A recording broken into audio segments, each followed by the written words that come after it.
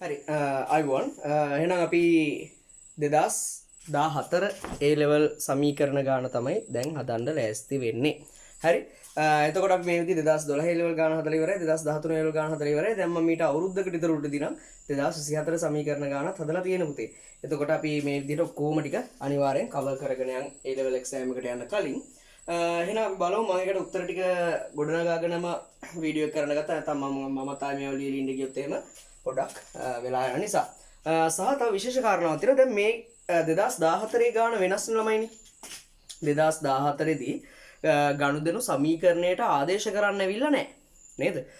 ගනුදෙනු ටික සමීකරණයට ආදේශ කරලා දීලා ඒකෙන් ගනුදෙනු ටික විස්තර කරන්න තමයි ඇවිල්ලා තියෙන්නේ. දැන් එහෙම ඇවිත් තියෙනවා. 2014 ආවේ එහෙම. 2017 ආවේ එහෙම.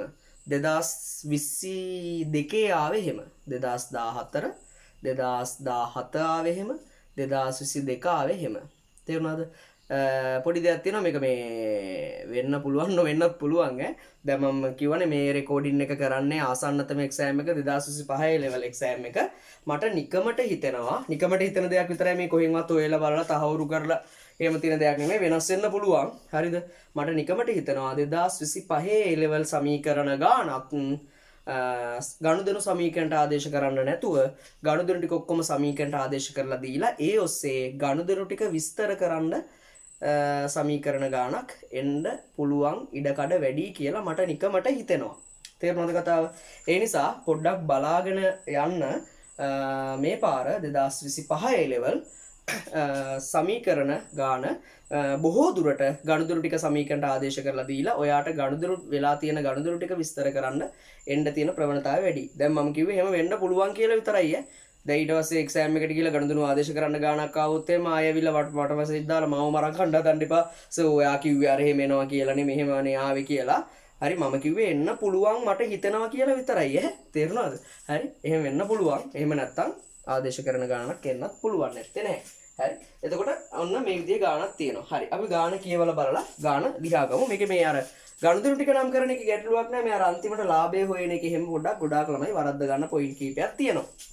හරි ගාන මුල සිට කියමුකෝ දරුවනේ අපි 2014 1 දින 400ක මම දහස් වලින් කියන්නේ 400ක පෞද්ගලික ඉතුරුම ආයෝජනය කරමින් එරංග ව්‍යාපාරයක් ආරම්භ කරාලු.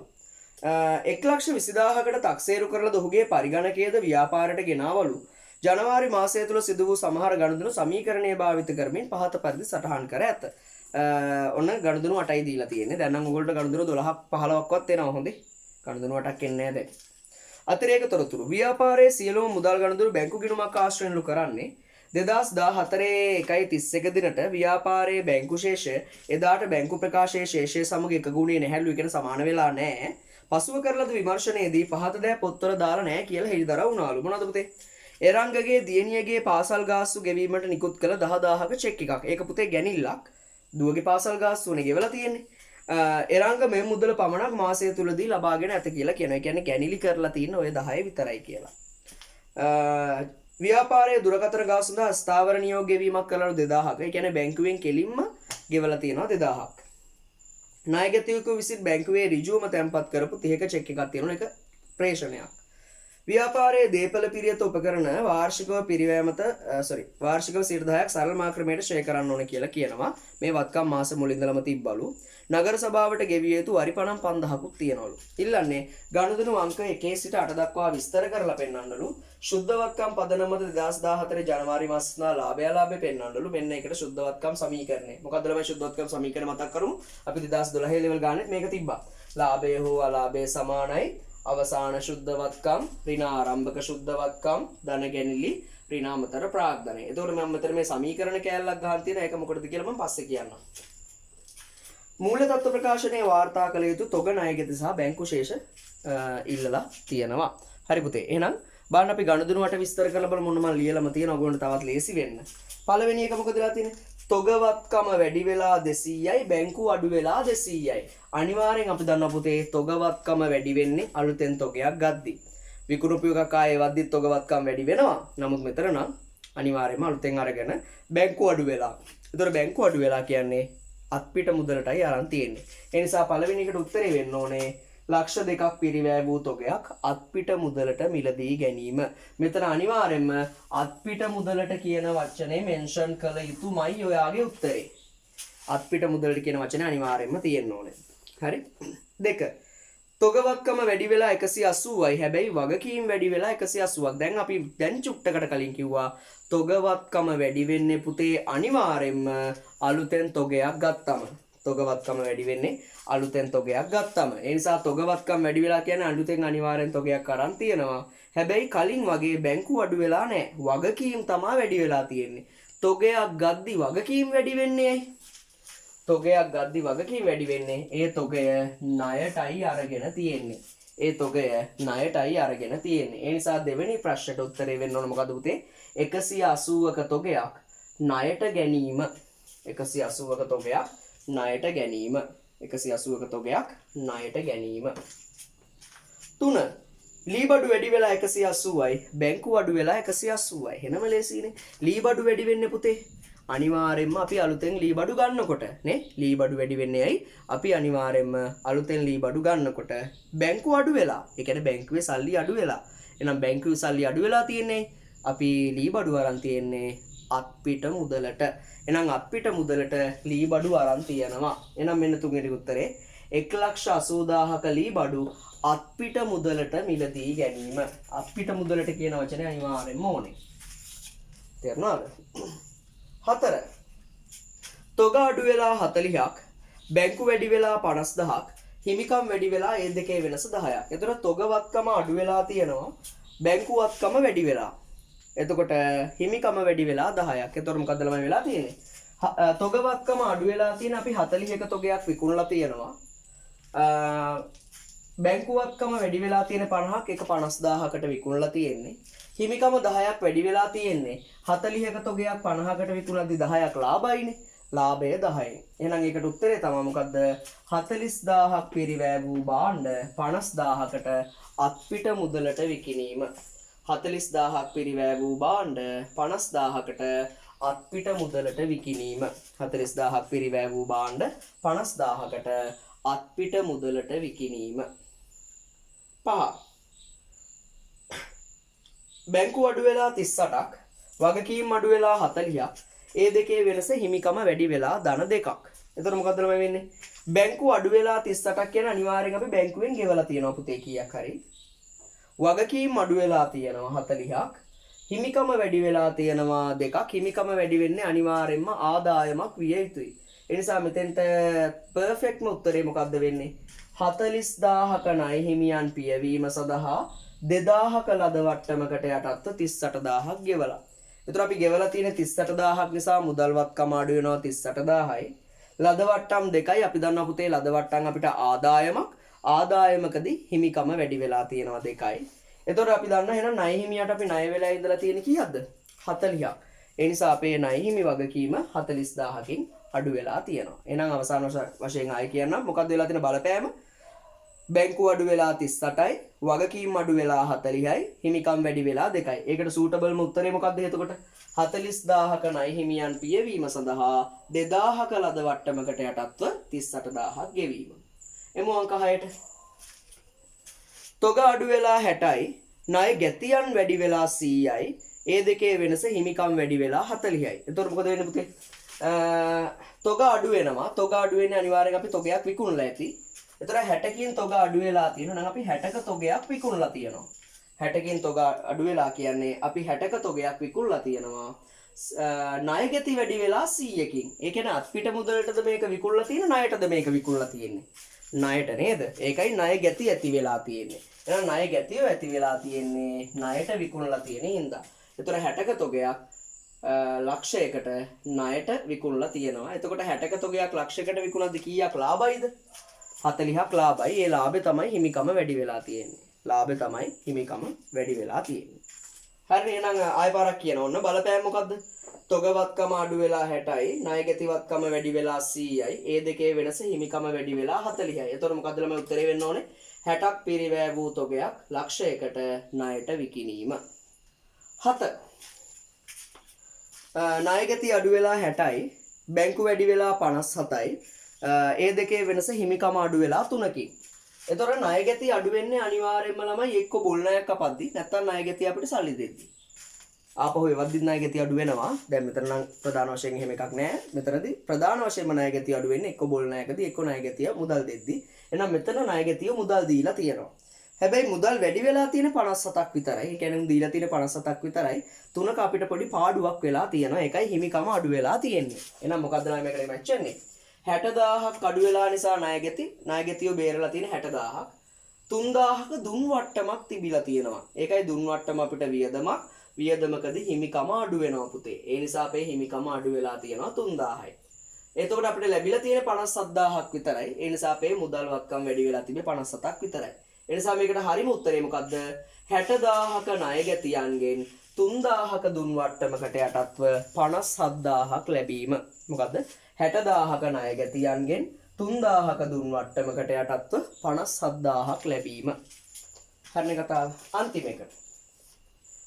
බැංකුව අඩු වෙලා 8යි හිමිකම් අඩු වෙලා 8යි. එතකොට බැංකුව අඩු වෙලා කියන අනිවාර්යෙන් අපි ගෙවලා හිමිකම අඩු වෙන්නේ පුතේ එක්කෝ අනිවාර්යෙන් ගැනිල්ලක් එක්කෝ අනිවාර්යෙන් වියදමක්. මෙතනදී අපිට ගැනිල්ලක් කියන නිගමනයට එන්න බෑ. හේතුව අර අමතර තොරතුරු දෙකේ පළවෙනි ඩොට් එක. පළවෙනි ඩොට් එකේ කියලා තිබ්බා එරංගගේ දියණියගේ පාසල් ගාස්තු ගෙවන්න තිබ්බා 10ක්ද කොහෙද? ඔව් 10ක්. ඒක වරහන් තුනක තිබ්බා එරංග මෙම මුදල පමණක් මාසය තුල අරන් තිබ්බා කියලා. ඒ කියන්නේ එරංග ගැනිලි කරලා තිබ්බ ඕක විතරයි කියලා. එහෙනම් මේක නියත වශයෙන්ම මොකක් හෝ වියදමක් විය යුතුයි. ඒ නිසා 8000ක මොකක් හරි වියදමක් ගෙවලා ඔයා කැමති වියදමක නමක් දැම්මට ගැටලුවක් නෑ ළමයි. විදුලි ගාස්තුද දුරකථන ගාස්තුද ඔයා කැමති වියදමක නමක් දැම්මට ගැටලුවක් නැහැ. ලකුණු ලැබෙනවා. තේරුණාද? එතකොට මම දැම්මේ මෙතන මෙහෙයුම් වියදම් ගෙවීම කියලා. 8000ක මෙහෙයුම් වියදම් ගෙවීම. ඔන්න ගණදෙනු ටික. හරි. දැන් දෙවෙනි එකේ අහලා තියෙන ළමයි ශුද්ධ වත්කම් පදනම මත ලාභය ලැබෙන්න ඇයි මම මේ සමීකරණ කැලලක් ගහගෙන තියෙන්නේ? ඒක තමයි දැන් ශුද්ධ වත්කම් පදනම මත ලාභය හොයන්න මේ ටිකෙන් විතරක් බෑ ළමයිනේ. මොකද අර අමතර තොරතුරු තියෙනවනේ. ඒ අමතර තොරතුරු ටික අපි ගලප ගන්න වෙනවා. ඒ නිසා මේ ගාන හදන්න තියෙන ලේසිම ක්‍රමය මේක නිකන් අමතර තොරතුරු නිකන් කටුවට දන්නින ගලපලා හදලා ගන්නත් පුළුවන් ඈ. තේරෙනවද? එහෙම හදලා එහෙම තමයි ගොඩක් අය හදලා ගන්නෙ. නමුත් මේ ගාන ලේසියෙන්ම හදන්න තියෙන ලේසිම ක්‍රමය තමයි අපි අර මේ උඩ තියෙන සමීකරණෙටම අපි මෙන්න ඔය තියෙන අමතර තොරතුරු ටිකක් ගලප ගමු ළමයි. ලේසිම ක්‍රමය හොඳම ක්‍රමය තමයි ඒක. හරි? සමීකරණෙට ඔය උඩ තියෙන සමීකරණයටම අපි අර අමතර තොරතුරු ටිකක් ගලප ගමු. එතකොට තමයි අපේ හරිම ශේෂය එන්නේ. එතකොට තමයි අපේ නිවැරදි ලාභය හොයන්න පුළුවන්. එතකොට මම කරපු වැඩේ මම සමීකරණේ ගහගත්ත හැබැයි මම සමීකරණ ගහද්දි එක වෙනසක් කරා.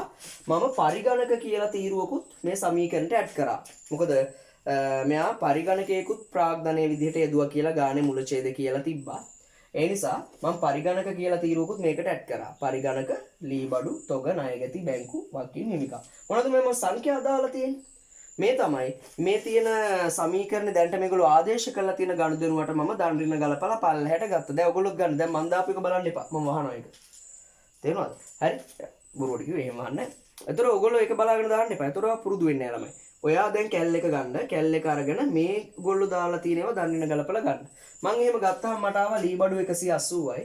තොග 280යි. ණයගැති 40යි. බැංකුව ආවේ ඍණ 319ක්. ඒක ඍණ උනේ අර ප්‍රාග්ධනය යොදපු ගාන මෙතන නැති නිසා වගකීම් 140යි හිමිකම් 41යි. එතකොට අපි කරන්නේ දැන් අර මෙයා ප්‍රාග්ධනය යොදපු එකයි අර අමතර තොරතුරු ටිකයි අපි මේකටම ඇඩ් කරලා හරි ශේෂ ටික ගමු දැන් ටක් ගාලා. හරි.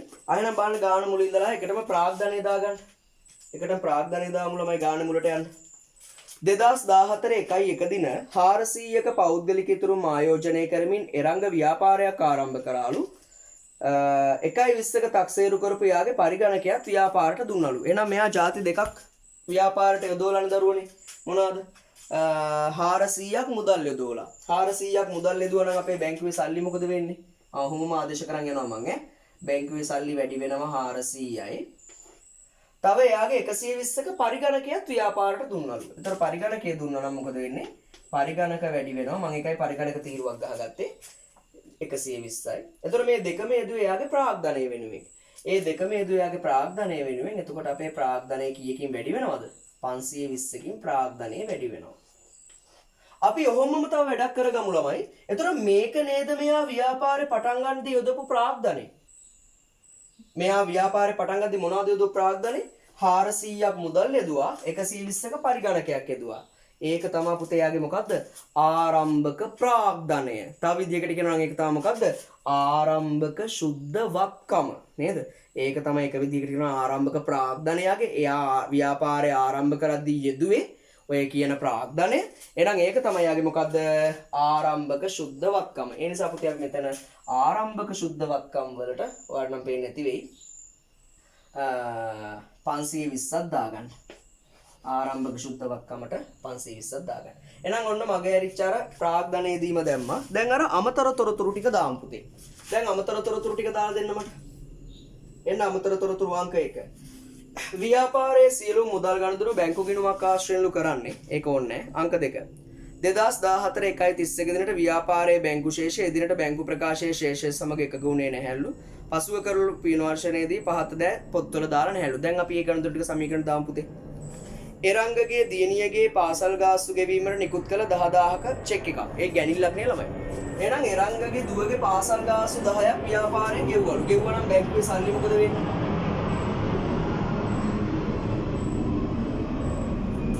ප්ලේන් එකක් කරලා. ප්ලේන් එකක් කරලා කියන්නේ නැතුවේ. ඒතර බැංකුවේ සල්ලි 10ක් අඩු වෙනවානේ. එහෙනම් එරංගගේ දුවගේ පාසල් ගාස්තු ගෙවුවා නම් සල්ලි 10ක් අඩු වෙනවා. ඒක ගැනිල්ලක්. ගැනිලි වලදී මොකද පුතේ වෙන්නේ? හිමිකම 10ක් අඩු වෙනවා. අන්න ඒක ගැනිල්ලක් කියලා කිව්වනේ. ඒක ගැනිල්ලක්. අපේ ගැල්ලි කොහෙද තියෙන්නේ? මේ තියෙන්නේ. එහෙනම් අපේ ලාභ සමීකරණේ ගැන්ලි එකතු වෙනවා. එතකොට මේක ගැනිල්ලක්නේ. ඒ නිසා මේක ඔයාගේ මෙතන ගැනිලි වලට ධන 10ක් දාගන්න. ඒක ගැන්ලි වලට ධන 10ක් දාගන්න. 2.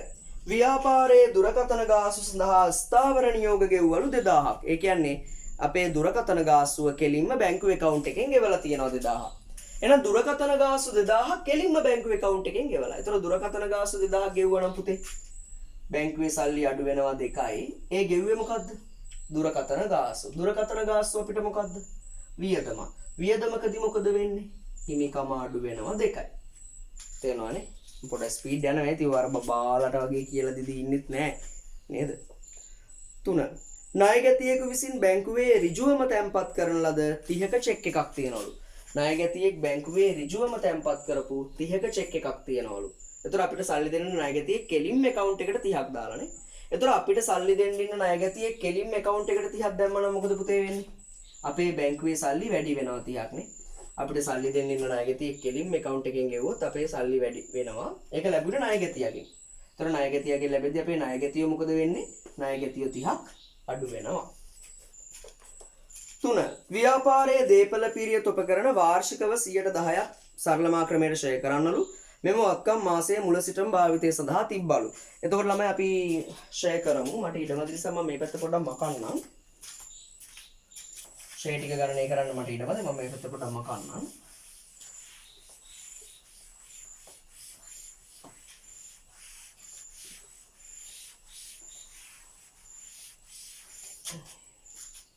හරි. එතකොට දේපල පිරියත උපකරණ වාර්ෂිකව 10%ක් ෂෙයා කරනලු. දැන් ඔයාලට අග්ගාලා බලලා ඉන්න ඕනේ. අපි ළඟ තියෙන දේපල පිරියත මොනවද කියලා. ඔයා බලලා ඉන්න ඕනේ මොකද්ද? අපි ළඟ තියෙන දේපල පිරියත මොනවද කියලා. අපි ළඟ පුතේ දේපල පිරියත වර්ග කීයක් තියෙනවද? දෙකක් තියෙනවානේ. මොකද්ද? පරිගණකයක් තියෙනවා 120ක, ලීබඩු තියෙනවා 180ක. ඒතර ඔය දෙකම ෂෙයා කරන්න වෙනවා. එහෙනම් අපි ඔය දෙකම ෂෙයා කරමු දරුවනේ. ඔය දෙකම ෂෙයා කරමු. එකට පරිගණකයේ ෂෙයා කරමු. දැන් විභාගෙදී ඔයගොල්ලෝ මෙන්න මෙහෙම මේ මාතෘකා දදා ගණන් හදන්නේ නැහැ. විභාගෙදී ඔවා කටුවට හදලා ගන්න ඕනේ. දැන් වට උත්තරේ ගන්න ලේසි වෙනවා මේ කියන්නේ. අපි ළඟ එනම් කොච්චරක පරිගණකයක් තියෙනවද දරුවනේ? අපි ළඟ 120ක පරිගණකයක් තියෙනවා. එහෙනම් 120ක පරිගණකයක් තියෙනවා. කීයද ෂෙයා අනුපාතේ? 110යි. හැබැයි එතනත් ඔයා අවධානය දෙන්න ඕන පොයින්ට් එකක් තියෙනවා. යටින් ඉරක් ගහ ගන්න මොකද්ද? යටින් ඉරක් ගහ ගන්න මොකද්ද? වාර්ෂිකව කියන වචනේ නේද? මොකද්ද ඔයා ඉරක් ගහ ගන්න ඕනේ? වාර්ෂිකව කියන වචනේ. ඒ කියන්නේ අපි 110ක් ෂෙයා කරන්න පුතේ අවුරුද්දකට. අවුරුද්දකට. හැබැයි අපි ගාණ හදන්නේ අවුරුද්දකටද මාසෙකටද? ජනවාරි මාසෙට විතරයි. එතකොට අපිට ෂෙයා ඕනේ අවුරුද්දකම ෂෙයාද ජනවාරි මාසයේ ෂෙයා විතරද? ජනවාරි මාසයේ ෂෙයා විතරයි. ඒ නිසා පුතේ 110 බැලුවොත් එන්නේ අවුරුද්දකම ෂෙයා. එහෙනම් අපිට ඕනේ එක මාසයක ෂෙයා විතරයි. ඒ නිසා එක මාසයක ෂෙයා බලන මේක නැවත 12න් බෙදන්නත් ඕනේ. එහෙනම් ගන්න බලන්න කොහොමද ෂේ වෙන්නේ කියලා. හරි. එතකොට 0.0.0.0යි 12 බෙදුනම එකයි. නේද? හරි. ඔය පරිගණක ෂේ ඊට පස්සේ අපි ලී බඩු ෂේ කරමු ඔය වගේ. ලී බඩු ෂේ කරමු.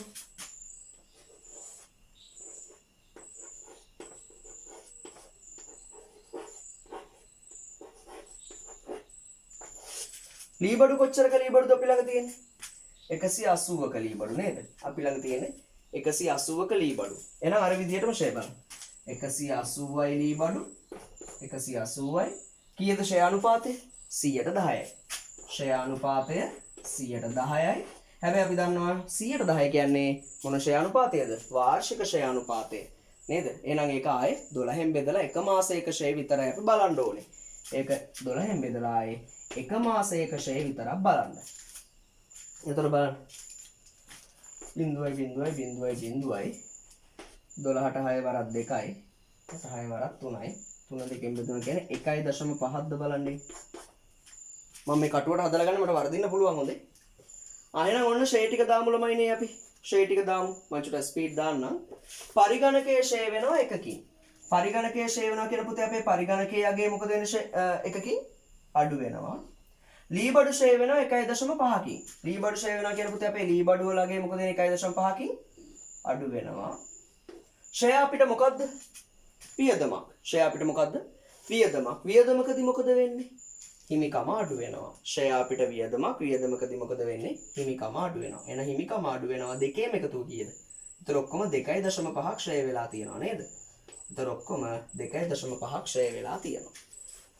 ඔන්න ෂේ ටිකක් දාගත්තා. අන්තිම එක 2014 ජනවාරි මාසදා නගර සභාවට ගෙවිය යුතු වරි පනම් 5ක් තියෙනවලු. වරි පනම් 5ක් තියෙනවා. වරි පනම් අපිට මොකද්ද? වරි පනම් අපිට වියදමක් නේද? වරි පනම් අපිට වියදමක්. වියදමකදී මොකද වෙන්නේ? වරි පනම් අපිට වියදමක්. වියදමකදී මොකද වෙන්නේ? වියදමකදී හිමිකම අඩු වෙනවා. හිමිකම අඩු වෙනවා 5යි. ඒක ගෙවලා නැහැ. නගර සභාවට ගෙවිය යුතුයි. එතකොට ඒක වගකීමක්. වගකීම වැඩි වෙනවා. ඔච්චරයි. එහෙනම් ඔන්න පුතේ අර මගේ ඇරිලා තිබ්බ අමතර තොරතුරු ටික අර සමීකරණයට මම ඇප්ලයි කරගත්තා. දැන් අපි ලාභය හොයාගමු. ලාභය හොයන්න අපිට අවසාන ශුද්ධවත්කම ගන්න වෙනවානේ.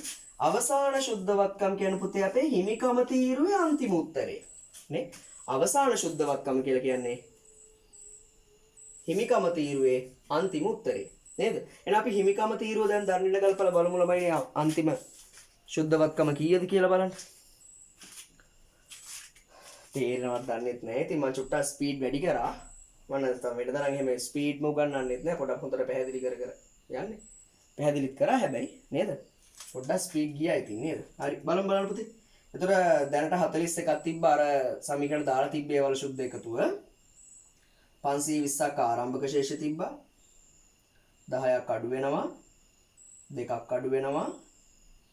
2.5ක් අඩු වෙනවා. තව 5ක් අඩු වෙනවා. 541.5ක් එනවා එතන. 541.5ක් එනවා. එහෙනම් ඒ තමයි පුතේ අපේ අවසාන ශුද්ධවත්කම. ඒ කියන්නේ අපේ අවසාන හිමිකම. එහෙනම් මෙන්න මෙතන අවසාන ශුද්ධවත්කම වලට ඒ 541.5 දාගන්න. 541.5 දාගන්න. හරි එතකොට අපිට ලාභය ගත්ත හැකි. ලාභය දැන් මට යට හැදුවත් ඔයාලට උත්තරේ පේන්නේ නැහැ. මම නිකන් සුළු කරලා කටින් කියන්නම්. ඕගොල්ලෝ ඒක දාගන්න උත්තරේ. එතකොට කීයද බලන්න. ඒක ලේසි සුළු කර ඉන්න දෙකුත් නැහැ කැල්ල කෙනා. 541.5න් 520ක් ගියාම කීයද? 21.5යි. 21.5ට 10ක් එනතර. මේක අමතර ප්‍රාග්ධනයක් තිබ්බේ නැහැ ළමයි ගානේ. නේද? අමතර ප්‍රාග්ධනයක් තිබ්බේ නැහැ. එතකොට අමතර ප්‍රාග්ධනයේ බිඳුවයි. එතකොට 541.5න් 520ක් ගියාම 21.5යි. 21.5ට 10ක් එකතු කරාම 31.5යි. එහෙනම් මේකේ ලාභය 31.5ක් එන්න ඕනේ. ලාභය 31.5ක් එන්න ඕනේ. ඒක හදාගන්න. හරි ඒ ප්‍රශ්නේ අවසාන කොටස. ඒ ප්‍රශ්නේ අවසාන කොටසේ සමීකරණ ගානේ 3 2014 1.31 දිනට ව්‍යාපාරයේ මූල්‍ය තත්ත්ව ප්‍රකාශයේ වාර්තා කරන්න ඕනේ. තොග ණය ගැති බැංකු ශේෂ ඉල්ලනවා. දැන් උතන මූල්‍ය තත්ත්ව ප්‍රකාශයක් ඉල්ලලා නැහැ ළමයි. මේ වරදවා තේරුම් අරගෙන මූල්‍ය තත්ත්ව ප්‍රකාශ රූල් කරන්න යන්න එපා. මූල්‍ය තත්ත්ව ප්‍රකාශනයේ පෙන්වන්න ඕනේ තොග ණය ගැති බැංකු ශේෂ තුන විතරයි අහන්නේ. ඒ කියන්නේ මෙන්න මේ තුනේ තීරු ටික ගත්තා නම් හරි. තොගයි ණය ගැති බැංකු ශේෂයි අහන්නේ. එතකොට තොග මේ ටික දැනන ගලපලා පල්ලයට ගන්න තියෙන්නේ. මේ ටිකත් ගමු අපි ළම. මේ තුන් දෙනා නිල්ලන්නේ මෙන්න මේ තුන් දෙනා. තොග ණය ගැති බැංකු ශේෂ. එතකොට තොග නම් ළමයි 280යි මේ. තොග 280යි. ඒක අපි දහස් වලින් ගත්ත නිසා මෙතන ලියද්දි ළමයි 2,80,000යි කියලාම ලියනවා වඩාත් හොඳයි. ණය ගැති 40ක් තිබ්බා 30ක් අඩු වුණා. 40න් 30ක් ගියාම කීයද 10යි. ඒතර ණය ගැති 10000යි. බැංකු තීරණ පොඩ්ඩක් දැනන්න ගලපලා ගන්න වෙනවානේ. බැංකු තීරණ දැනන්න ගලපලා ගමු ළමයි.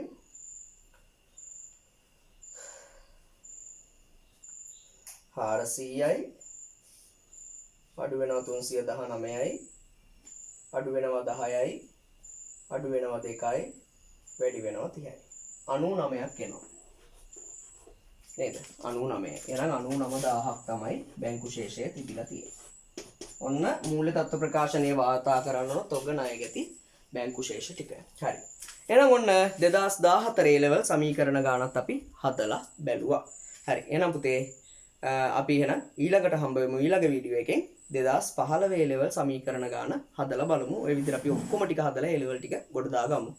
හරි එහෙනම් හැමෝටම ආයිබුවන් අපි 2015 A level ගානේ හම්බ වෙමු.